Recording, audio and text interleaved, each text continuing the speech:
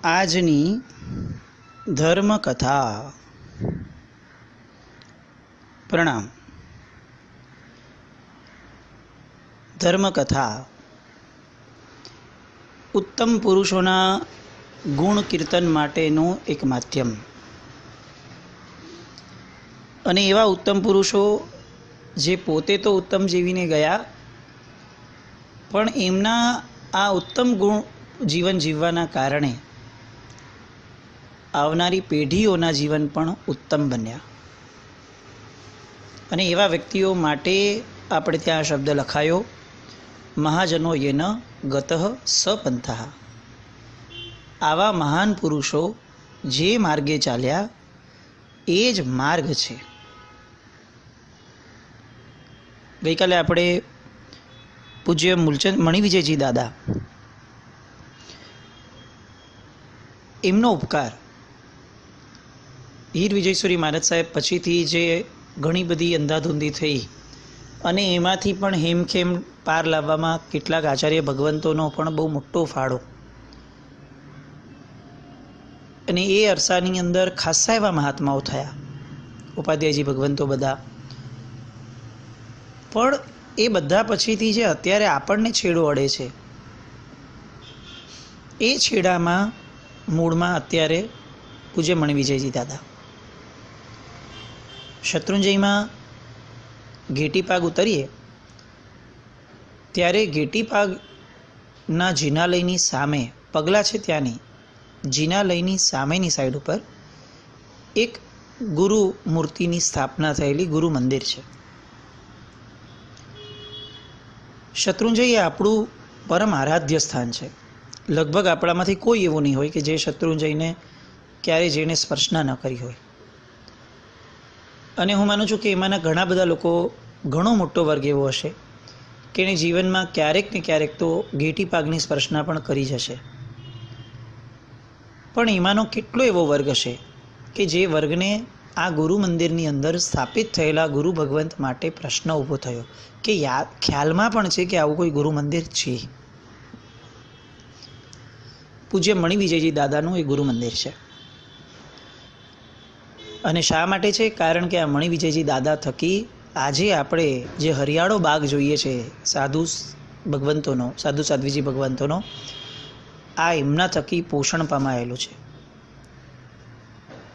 આવા મણિવિજયજી દાદાના શિષ્યો, એમાંથી મૂલચંદજી મહારાજ, વૃદ્ધિચંદ્રજી મહારાજ અને બુટીરાયજી મહારાજ, એમણે મણિવિજય દાદાએ જવાબદારી સોંપી કે જે આ 15થી 20 જેટલા સાધુ સાધ્વીજી ભગવંતોનો, આ 25થી 30 જેટલા સાધુ સાધ્વીજી ભગવંતોનો જે આ અત્યારે વર્ગ ગણાય છે, એને તમે ગમે તે રીતે આગળ વધારો.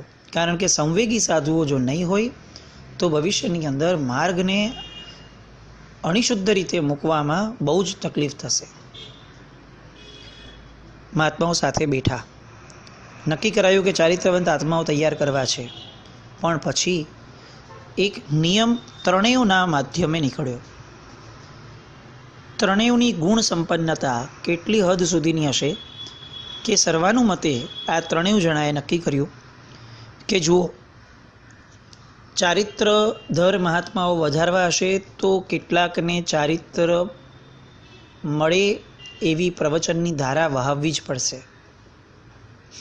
અને આ ધારાઓ વહાવશું એટલે 100% કેટલાક આત્માઓને મન થશે જ અને એ લોકો ચારિત્ર લેશે જ.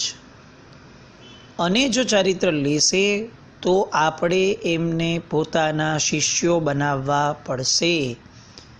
બોલો, ત્રણમાંથી કોને મંજૂર છે કે આપણે આપણો પોતાનો પરિગ્રહ પણ વધારવો છે અને આપણે આ શિષ્ય પરંપરા આગળ વધારી અને આપણા જીવનની અંદર જવાબદારીઓ પણ વધારવી છે? ઘણીવાર તો એવું લાગે કે આવો પ્રશ્ન કરાય, આવો પ્રશ્ન થઈ શકે કોઈને ક્યારે? પણ આનંદનો વિષય નથી આ કે સાધુ સંખ્યા વધે છે. જૈન પરંપરાનો ઇતિહાસ, આ એક પુસ્તક, લેન્ડમાર્ક પુસ્તક કહી શકાય. લેન્ડમાર્ક. આ પુસ્તક જે છે એ ત્રિપુટી જે છે જેમને બંધુ ત્રિપુટી કહી શકાય. આ આપણે અત્યારે જે બંધુ ત્રિપુટી ફેમસ છે એ નહીં, પરંતુ દર્શન વિજયજી મહારાજ આદિ 3 મહાત્માઓ એમણે સંપૂર્ણપણે સંશોધન કરી અને આ એક પુસ્તક લખ્યું છે, જે પુસ્તક અત્યારે કોઈ પણ અભ્યાસુ માટે એક બહુ જ જબરદસ્ત ઉપકારી બનીને ચાલે છે. એ પુસ્તકની અંદર એમણે એક વાક્ય લખ્યું છે કે આ ત્રણેય ભેગા થયા એકાંતમાં અને નક્કી કર્યું કે ગુરુ ભગવંતની આજ્ઞા છે કે આપણે સાધુઓ વધારવા. તો એ બાબતમાં આપણે ખૂબ વિચાર કરીએ કે હવે કઈ રીતે વધે, ક્યાં જશું, કેવી રીતે પ્રવચનો લેવા, કઈ રીતે ચારિત્રની ભાવના વધે એવા આચારોમાં ફેરફાર લાવવો, કઈ રીતે લોકોને આપણા તરફ સન્મુખ કરવા. આ બધો વિચાર કર્યો અને છેલ્લે એક મત બનીને એમણે નક્કી કર્યું કે આપણે ગુરુદેવની આજ્ઞા પ્રમાણે સાધુઓ વધારવા, તે માટે દરેક જાતના ઉચિત પ્રયત્નો કરવા, પણ આપણે આપણા પોતાના શિષ્યો કરવા નહીં. એટલે કે દીક્ષા લેનારને દીક્ષા આપવી, પણ દીક્ષા આપ્યા પછી ગુરુભાઈ કે ગુરુભાઈના ચેલા બનાવવા, પણ પોતાનો ચેલો કોઈને પણ બનાવવો નહીં. આવો નિર્ણય કરીને એ લોકો ઉઠ્યા. કેટલું ડિફિકલ્ટ. નિયમ પોતાની માટે અલગ હોય અને જગત માટે અલગ હોય. આ જૈન શાસનની એક અકાટ્ય પરંપરા છે. જગતને કરુણાભાવથી જ જોવાનું, પણ જાતને કડકાઈથી જ જોવાની. જગત માટે વ્યવહાર, જાત માટે નિશ્ચય. અને આ જ પરંપરાના આધારે આ ત્રણેય મહાત્માઓએ નક્કી કર્યું કે ગુરુ ભગવંતની આજ્ઞા છે અને પરમાત્માના શાસનની જરૂરિયાત છે, એટલે ચોક્કસપણે શિષ્યો વધારવા. પણ એવી કોઈ આવશ્યકતા નથી કે આપણા શિષ્યો કરવા, તો આપણે પોતાનો મદ પોષવો નહીં. વાત એવી નથી કે શિષ્યો કરવાથી મદ પોષાય છે, પણ એટલું ચોક્કસ છે કે જીવને ક્યાંક પણ નબળી પડ આવે તો શિષ્યો કરવાથી મદ પોષાઈ શકવાની શક્યતા ઊભી રહે છે. એ શક્યતાને પણ આ લોકોએ કડકાઈપૂર્વક બંધ કરી દીધી. અને જીવનમાં જે આ નિર્ણય કર્યો એ નિર્ણયને બહુ પ્રામાણિકપણે અને દ્રઢપણે જીવનના છેલ્લા શ્વાસ સુધી એ લોકો વળગીને રહ્યા.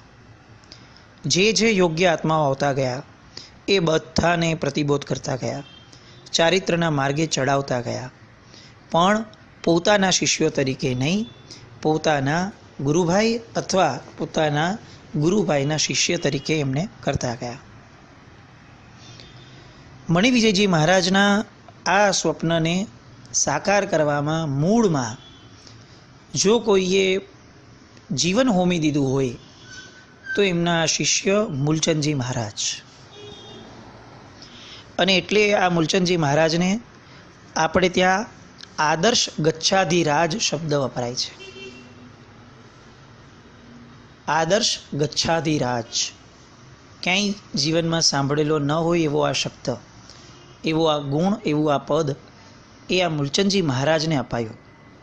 પુસ્તક પણ આરૂઢ થયેલું છે. મૂલચંદજી મહારાજના જીવનની દરેક નાની મોટી ઘટનાઓ, એ સમયના આક્રમણો કેવા આવ્યા, લુંકા મત, સ્થાનકવાસી મત, અન્ય મતો, આ બધા મતો સાથેનો સંઘર્ષ કઈ રીતે થયો, કેટલી હદ સુધી 1100, 1200, 1800 કિલોમીટરના વિહારો કરી અને આ મહાત્માઓ ક્યાંથી ક્યાં જતા હતા શાસન પ્રભાવના કરવા માટે. આવી કેટલી બધી વાતો, વાદ થાય, વિવાદ થાય, અચાનક ભાગવું પણ પડે કોઈ જગ્યાએથી, અચાનક શિષ્ય માટે ક્યાંક લાંબો વિહાર પણ કરવો પડે. આટલા લાંબા વિહારો કરીને એક દીક્ષાઓ થાય, પણ જો પ્રભાવક લાગે તો જાય. આવી કેટલી બધી રસપ્રદ વાતો આ આદર્શ ગચ્છાધિરાજ પુસ્તકની અંદર મૂલચંદજી મહારાજના જીવનના અંતર્ગત આપણને વાંચવા મળે. અહીંયાથી જેટલા પણ પુસ્તકોના નામ લઈએ છીએ એ ખાસ એટલા માટે લઈએ છીએ કે વાંચનની રુચિવાળો વર્ગ એ એવા વાંચન તરફ આગળ વધે કે જે વાંચન એ એને દિશા આપે. હાથમાં જે આવ્યું મેગેઝિન એ ઉપાડી લીધું, આજે અલગ પુસ્તક, કાલે અલગ પુસ્તક, એમ નહીં. આપણને જે યોગ જામ્યો છે એ યોગને લગતા જ પુસ્તકો વાંચવા છે અને એવા પુસ્તકો શોધવા માટે પ્રયત્નો કરવા છે, પુરુષાર્થ કરવો છે. તો જેમને આ ગુણ બહુમાનનો યોગ જામે છે એમણે આ જૈન પરંપરાનો ઇતિહાસ, મૂલચંદજી મહારાજ પર લખાયેલું પુસ્તક આદર્શ ગચ્છાધિરાજ, આ બધા પુસ્તકોનો વાંચનનો મહાવરો અને વાંચનનો અભ્યાસ કરવો જોઈએ. મૂલચંદજી મહારાજ પાસે ઘણા સંસારીઓ તો આવતા જ, પણ હવે સિનેરિયો બદલાયો. એટલે જે યતિ પરંપરા અત્યાર સુધી સંવેગી સાધુ ભગવંતોની વિરુદ્ધમાં હતી, એમનાથી અલગ ચાલતી હતી, વિપરીત દિશામાં, એમાંથી પણ ઘણા બધા આત્માઓ હવે આવવા લાગ્યા અને આવી અને યથાર્થ માર્ગને પોતાના જીવનમાં સ્વીકારવા માટે સંવેગી સાધુપણું લઈ અને દીક્ષા પાડી અને પરમાત્માના શાસનના અનુયાયી બનતા હતા. કેટલાક સ્થાનક માર્ગી ઋષિ ભગવંતો પણ, જે આપણે જોયું બુટીરાયજી મહારાજ, એવી રીતે અન્ય પણ કેટલાક સ્થાનક માર્ગી ઋષિઓ પણ આવી અને આ માર્ગની અંદર એ જોડાતા ગયા. અને આમ કરીને કેટલાય લોકો પોતાના આત્મકલ્યાણની અંદર અગ્રીમ બન્યા. એના મૂળમાં પૂજ્ય મૂલચંદજી મહારાજના નિસ્વાર્થ અને મજબૂત પ્રયત્નો હતા. નિસ્વાર્થતા એટલા માટે આપણે વાપરીએ છીએ આ શબ્દ, કારણ કે પોતાના શિષ્યો ન જ બનાવવા આવી ટેક જેને હોય એ માણસનો સ્વાર્થ કેટલી હદ સુધી અંદરથી ઓગળી ગયો હશે એની કલ્પના કરી શકીએ. અને આવા નિસ્વાર્થ અને મજબૂત પ્રયત્નોના પરિણામે વિક્રમ સંવત 1912માં જે ગુરુ ભગવંતોની સંખ્યા, સાધુ ભગવંતોની સંખ્યા 25 થી 30 હતી અને ત્યારે એ લોકો અમદાવાદ પધાર્યા હતા. એ જ સંખ્યા મૂલચંદજી મહારાજ જ્યારે કાળ ધર્મ પામ્યા, એટલે કે વિક્રમ સંવત 1945, આ 33 વર્ષના ગાળાની અંદર એમણે જે ભગીરથ પુરુષાર્થ કર્યો એના કારણે આ સંખ્યા જે હતી 25 થી 30ની, એ લગભગ 3 આંકડાની ઉપર બહુ સારી એવી પહોંચી ગઈ. આપણે અત્યારે સાંભળીએ ને તો એવું લાગે, ઓહો 50, 100, 70, 80, 200 જણ વધ્યા, એમાં શું મોટી વસ્તુ કરી. પણ એ કાળ કેવો હતો એ જ્યારે આદર્શ ગચ્છાધિરાજ પુસ્તક વાંચીએ ત્યારે આપણને સમજાય કે આવા કપરા કાળની અંદર એક દીક્ષાઓ પણ જો થઈ તો એ પણ એટલી રોચક, એટલી રસપ્રદ અને એટલી બધી પ્રતિકૂળતાની વચ્ચે થઈ હતી કે ત્યારનો જન સમાજ આ સંવેગી દીક્ષાઓની દિશામાં સન્મુખ બહુ જ મિનિમમ, એકદમ બેર મિનિમમ લેવલનો હતો. ઇવન આપણે વિચારીએ કે વૃદ્ધિચંદ્રજી મહારાજના શિષ્ય શાસન સમ્રાટ નિમિષરી મહારાજ સાહેબ થયા, તો શાસન સમ્રાટની દીક્ષાની વાતો પણ સાંભળીએ તો પણ આપણને એમ થાય કે ઓહો, મા બાપો ધર્મનિષ્ઠ હોવા છતાં પણ સંતાન દીક્ષા લે એની માટે આટલા બધા પ્રતિકૂળ હતા. આ તો એક દીક્ષાની વાત. અને આવી એક સિદ્ધીસુરી બાપજી મહારાજની વાતો સાંભળીએ તો આપણને એમ લાગે કે કમાલ કરી નાખ્યું છે જીવનમાં. આવા કપરા કાળની અંદર જ્યારે એક દીક્ષાનું પણ મૂલ્ય એટલું બધું અંકિત થઈ શકે એવું હતું, એટલી પ્રતિકૂળતા હતી, એવા સમયે 25 થી 30માંથી સંખ્યાને 150 ઉપર લાવવી, 125-150ની વચ્ચે, એ પણ બહુ મોટો તલવારની ધાર પર ચાલવા જેવો ખેલ હતો. જે આ મૂલચંદજી મહારાજ, બુટીરાયજી મહારાજ અને વૃદ્ધિચંદ્રજી મહારાજના પરાક્રમોથી થયું. અને ક્યાંય એવો ઉલ્લેખ નથી આવતો કે સાહેબ એટલા બધા એગ્રેસિવ થયા હતા અને સામૂહિક દીક્ષા માટે કે એવી રીતે થયા હતા, કંઈ જ નહીં. પાછી પોતાની સાધનાઓનું લક્ષ્ય તો અસીમ અને અમાપ હતું. એટલે પોતાના આચાર સંપન્નતા, વિચાર સંપન્નતાને અકબંધ રાખી અને આવી રીતે શાસન પ્રભાવના કરવાનું આ જે જ્યેષ્ઠ કાર્ય 3 મહાત્માઓથી થયું, એના પરિણામે પરમાત્માના શાસનના સાધુપણા માટેનો રસ લોકોના મનમાં ઘર કરતો ગયો. અને દરેક દાયકામાં આવા કેટલા બધા મહાત્માઓ થયા, કેટલા બધા. જે અત્યારે 21 સમુદાયો છે એ બધાના વડીલોને જ્યારે જોઈએ કે એકનું જીવન આમ દિવસોના દિવસો સુધી ગુણગાન ગાઈએ તો ઓછા પડે, એવા જીવન જીવતા આ બધા મહાપુરુષો થયા. અને એના કારણે શ્રમણ સંઘની અંદર સાધુ ભગવંતોની સંખ્યાની પણ વૃદ્ધિ થતી ગઈ, જેના પરિણામે આજે 150 વર્ષની આસપાસના સમયગાળામાં જીન શાસનમાં સાધુ ભગવંતોની સંખ્યા 4 આંકડા અને કદાચ વિચાર કરીએ તો 5 આંકડા સુધી પણ પહોંચેલી છે. આ શ્રમણ ભગવંતો કે જે અત્યારે લગભગ 2,000-2,500 કે 3,000ની આસપાસ હશે, એ શ્રમણ ભગવંતો એ જીન શાસનનો પાયો બન્યા. એટલે આપણે હવે દિવાળી સુધીના સમયની અંદર એવો ટાર્ગેટ રાખીને ચાલીએ છીએ, ટાર્ગેટ તો નહીં પણ છતાં એવી ઈચ્છા રાખીને ચાલીએ છીએ કે આ જેટલા પણ મહાપુરુષોના નામે આપણો વર્ગ ઓળખાય છે, આપણા સમુદાયો અને આપણી શાસનની પરંપરા ઓળખાય છે, એમની યત્કિંચિત નાની નાની વાતોને પણ સ્પર્શી અને તે સમુદાયોની ભવ્યતાને પણ મનમાં અંકિત કરવી છે. અને એક લક્ષ્ય સાથે આપણે આ બધું સાંભળવું છે કે એક પણ સમુદાય એવો ન રહે કે જેની માટે આપણા જીવનની અંદર જરાક પણ સદભાવની ખામી રહે. એક પણ નાનામાં નાના સાધુ ભગવંત પણ, સાધ્વીજી ભગવંત પણ ન રહે કે જેમની માટે આપણને એક નાનકડો પણ પ્રતિપક્ષી ભાવ હોય. કારણ કે ગુણ એ હંમેશા ગ્રાહ્ય છે અને ગુણની ગ્રાહ્યતા, ગુણનો અનુરાગ એ જ ધર્મનો પાયો છે. તો આવા સ્થાને બેઠેલા એવા ગુરુ ભગવંતો એ કોના વંશજ છે, કઈ ઉજ્જવળ પરંપરામાંથી એ લોકો અત્યારે પ્રવેશ્યા છે, એ સમજણ જો આપણને મળી જાય તો એમના પ્રત્યે ક્યારે પણ નાનકડો પણ કુવિકલ્પ પણ ચિંતવનમાં આવે એ શક્યતાઓ ઘટી જશે.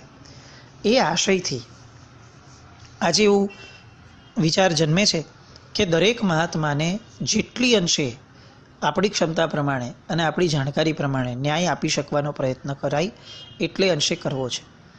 હું આગ્રહભરી વિનંતી દરેકને કરું છું કે આ સાંભળનાર વર્ગમાં કેટલા બધા વડીલો એવા હશે કે જે લોકો હું જે નામ લઈશ ગચનાયકોના, એમને કદાચ એમણે પ્રત્યક્ષ જોયા પણ હોઈ શકે, કદાચ એમની પરંપરામાં થયેલા મહાત્માઓ દ્વારા એમણે સાંભળ્યા પણ હોઈ શકે. તો એ આખા ખજાનાને આપણે ભેગો કરવો છે અને એક એક મહાત્મા જેમના નામે અત્યારે સમુદાય ઓળખાય છે, એ બધા જ મહાત્માઓને એટલા ઊંચા કરવા છે કે ભવિષ્યમાં પણ, ભવિષ્યની પેઢીને પણ કોઈ પણ એક સમુદાયના કોઈ પણ એક સાધુ અથવા સાધ્વીજી ભગવંત માટે અસદભાવ કરતાં પહેલાં આપણે એને બતાવી શકીએ કે જો દોસ્ત, આ બાપા કેટલા મજબૂત હતા. આજે આપણા ધંધાઓ પણ બાપાની પેઢીઓના નામે ચાલે છે. મુકેશ અંબાણી કંઈક નાનું મોટી ભૂલ કરે ને તો પણ ધીરુભાઈ અંબાણીની ગુડવિલથી એનું કામ ચાલી જાય છે. તો એવી રીતે આ વાત દરેકના ખ્યાલમાં આવે કે જુઓ, જે ફળની અંદર તમે સારો કે ખરાબ હોવાનો દાવો કરો છો, એ ફળનું મૂળ, એ ઝાડનું મૂળ કેવું છે. તો આવા મૂળમાંથી ઉગેલું ફળ એ આશયથી તો બેટર જ હોય હંમેશા. હવે એમાં શું રિપેરિંગ કરવું પડે એ વસ્તુ અલગ થઈ, પણ અસદભાવ તો ન જ જાગે. તો આવી એક સમન્વયતા આપણને આવે અને દરેક સમુદાય પ્રત્યેના, દરેક સાધુ સાધ્વી ભગવંતોના ભાવ પ્રગટે એ માટે આવો એક પ્રયાસ ચાલુ કરીએ કે આપણે એક એક મહાત્માઓ લેતા જઈએ અને તે મહાત્માઓ વિશે તમારી જાણવા, સાંભળનારની જાણવા જેટલું પણ હોય એટલું આપણે એક જગ્યાએ કંઈક ભેગું કરવાનો પ્રયત્ન કરીએ. એવું કોઈ એક માધ્યમ ઊભું કરીએ કે જેમાં તે મહાત્મા માટેની જ વાતો જેને પણ જાણવા છે, આપણે દુનિયાના કોઈ પણ છેડામાં કેમ નથી બેઠા, આપણને જાણવા છે તો મીડિયાએ આપણને અત્યારે સક્ષમ બનાવ્યા છે કે આપણે આપણા એક્સપ્રેશનને બહાર મૂકી શકીએ. તો એવું કંઈક માધ્યમ ઊભું કરી આવતીકાલે એની પણ આપણે વાત લઈએ.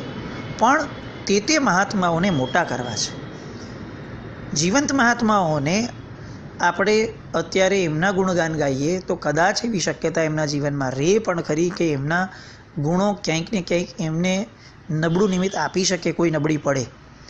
પણ આ બધા ગુરુ ભગવંતો તો એવા છે કે જે ગુરુ ભગવંતો એટલી બધી નિસ્પૃહિતાથી જીવન જીવીને ગયા છે કે આપણી ફરજ બને છે કે એમના જીવનની છુપી વાતોને, વણ જાહેર થયેલી વાતોને હવે લોકો સામે લાવવી જોઈએ. આપણું કર્તવ્ય બને છે.